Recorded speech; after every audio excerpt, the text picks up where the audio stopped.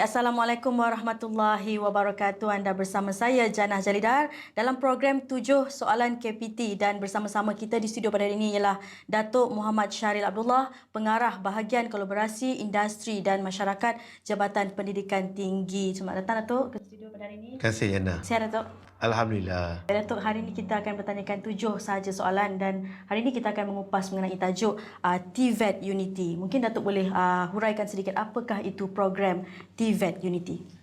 Untuk makluman Jannah dan juga sidang penonton, TVET Unity ini adalah salah satu inisiatif di bawah program Bintara Kementerian Pendidikan Tinggi, iaitu Unity. Unity ini adalah singkatan daripada IPT for Society.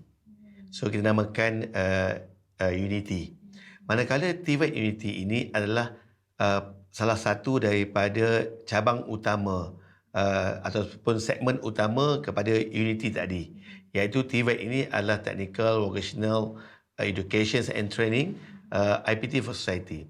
Yang mana untuk TVET Unity ini adalah kita cuba membawa kepakaran-kepakaran yang ada di universiti.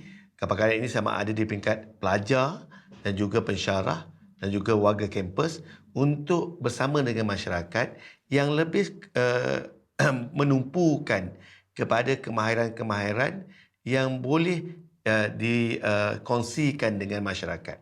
Dan saya lihat bahawa TVET Unity ini adalah program yang menggabungkan di antara universiti, politeknik dan juga college community, untuk kami berada di bawah flag Kementerian Pendidikan Tinggi untuk membantu masyarakat.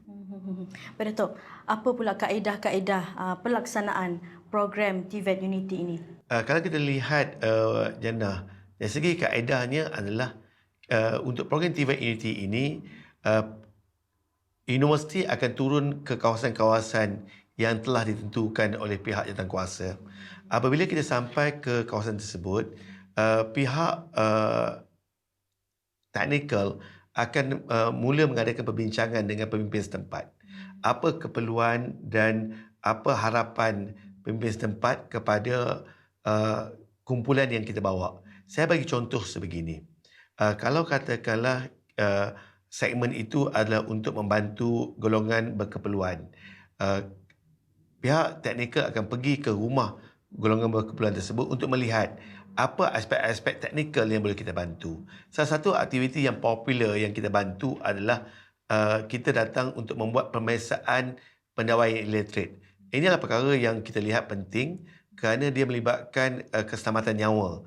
Dan saya lihat bahawa menerusi pemeriksaan tersebut, pihak teknikal kita akan mengeluarkan laporan pemeriksaan, dan berdasarkan laporan tersebut, pembaikan yang kita akan bincang dengan ketua pemimpin setempat untuk melaksanakan pembaikan, dan akhirnya pelajar kita dapat belajar bagaimana untuk mempraktiskan ilmu yang mereka ada, dan apa yang mereka belajar di IPT dapat dipraktiskan di rumah tersebut, dan alhamdulillah di penghujungnya pihak golongan perkeperluan tersebut akan mendapat manfaat daripada apa yang telah disampaikan. Menarik. Baik, Datuk, apa aktiviti-aktiviti yang dilaksanakan di bawah program TVET Unity ini?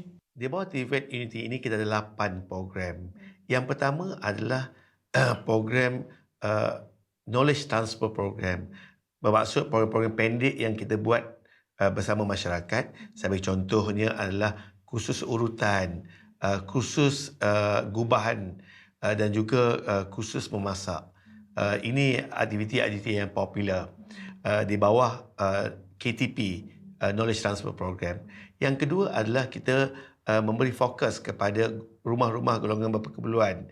Sama ada 3 aktiviti. Kita membuat pembaikan kecil bagi pelajar yang datang daripada bidang awam, membina semula rumah, dan juga pendawaian illiterate. Kita juga melihat kepada kawasan-kawasan ataupun bangunan-bangunan awam, sebagaimana di surau, di masjid, yang mana kita hantar tim untuk membantu melihat sistem penghawa dingin mereka.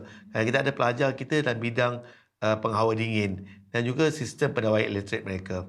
Dan juga program kita yang popular juga adalah pemasangan solar.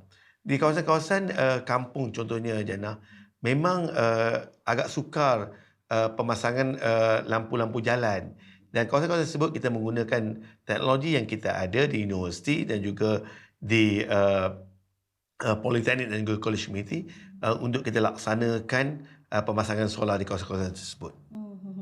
Baik, Datuk, berapa banyak kawasan yang terlibat untuk program TVET Unity? Sebenarnya kalau ikut harapan kita nak melaksanakan program ini di seluruh negara. Namun demikian, kita juga memilih beberapa tempat untuk dilaksanakan kita namakan sebagai projek rintis. Kenapa perlu kita laksanakan projek rintis? Ini untuk membolehkan kita di peringkat teknikal faham kedudukan dan demografi masyarakat setempat untuk kita laksanakan. Dan bagi menjawab soalan Janah tersebut, adalah pelaksanaan TVET Unity ini akan melibatkan keseluruhan negara sama ada di Semenanjung ataupun di Sabah dan Sarawak. Baik. Berapa banyak institusi pendidikan tinggi yang terlibat dalam program TVET Unity? Nak menjawab soalan berapa banyak itu dia agak sukar pada saya. Tetapi suka saya nyatakan bahawa untuk pelaksanaan TVET Unity ini kita melibatkan universiti MTUN, iaitu universiti UNIMAP, UTHM, UMP, UTEM sebagai universiti MTUN, dan juga kita melibatkan semua politeknik dan juga college community. Yang mana politeknik dan college community ini mereka akan terlibat mengikut lokaliti mereka. Saya bagi contoh, kalau di kawasan Johor ini kita akan melibatkan college community di Johor, politeknik di Johor. Manakala untuk program ini, TVET Unity ini, pihak kementerian telah melantik Universiti Malaysia Perlis sebagai universiti penyelaras untuk menjelas program ini, dan juga dibantu oleh UTHM bagi di zon selatan, manakala UTEM di zon tengah, untuk di pantai timur adalah Universiti Malaysia Pahang. Manakala untuk Sabah dan Sarawak, kita kerana di sana tidak ada MTUN, kita akan menggunakan dan memohon bantuan daripada UNIMAS dan juga UMS. Itu saya suka dengar tu sebab saya daripada Sabah. Oh, okey. Jadi UMS adalah kesenaran. Ada. Baik, Datuk. Bagaimana pula respon daripada masyarakat luar mengenai dan juga warga IPT mengenai program ini, Datuk? Kalau kita lihat respon ini, saya pecahkan kepada tiga. Di peringkat pelajar sangat teruja untuk melaksanakan program ini kerana kebanyakan pelajar teknikal ini selama ini apabila mereka mempraktiskan, melaksanakan amali mereka di dalam makmal. Tetapi apabila mereka datang ke kawasan kampung ataupun di kawasan lapangan, mereka sebenarnya berurusan dengan masalah yang sebenar. Jadinya kita nampak mereka cuba sedaya upaya untuk menyelesaikan masalah-masalah tersebut. Dan saya nampak feedback pelajar mereka amat teruja dan gembira dengan pelaksanaan program TVET Unity ini. Manakala di peringkat universiti dapat meningkatkan kemahiran pensyarah-pensyarah mereka, terutama mereka yang ada sijil-sijil kompetensi ini, kerana sebelum ini mereka tidak ada peluang untuk mengadakan program-program yang lebih menjuruskan kepada TVET.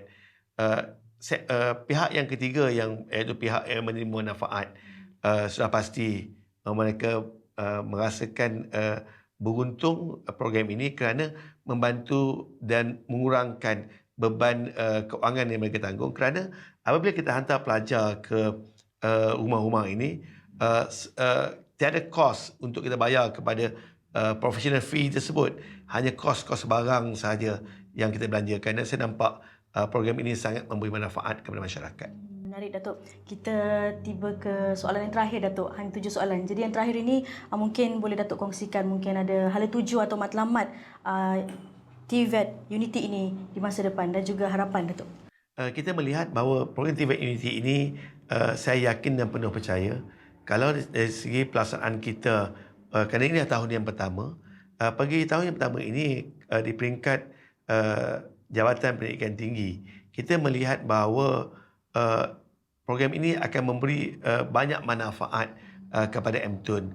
Manakala di peringkat Jabatan Politeknik dan College Community, program ini juga boleh mengubah sistem pelajar-pelajar politeknik dan juga college community melaksanakan amali. Mungkin di masa hadapan, amali mereka adalah di kawasan lapangan, supaya mereka boleh berhadapan dengan masalah yang sebenar. Dan harapan saya adalah lebih banyak masyarakat dapat kita bantu. Namun demikian saya juga ingin mengajak pihak industri, pihak pendana untuk terlibat sebagai pendana supaya mereka boleh melaksanakan program corporate social responsibility mereka menerusi program TVET Unity ini. Baik, banyak yang ingin kita kongsikan sebenarnya mengenai TVET Unity ini, tapi masa tidak mengizinkan. Terima kasih Datuk kerana sudi hadir bersama-sama kita pada hari ini. Dan hari ini kita bersama dengan Datuk Muhammad Syahril Abdullah, iaitu seorang pengarah bahagian kolaborasi industri dan masyarakat Jabatan Pendidikan Tinggi. Terima kasih banyak Datuk. Baik, untuk itu sahaja kali ini perkongsian kita di 7 soalan KPT bersama saya Jannah Jalidar. Assalamualaikum warahmatullahi wabarakatuh.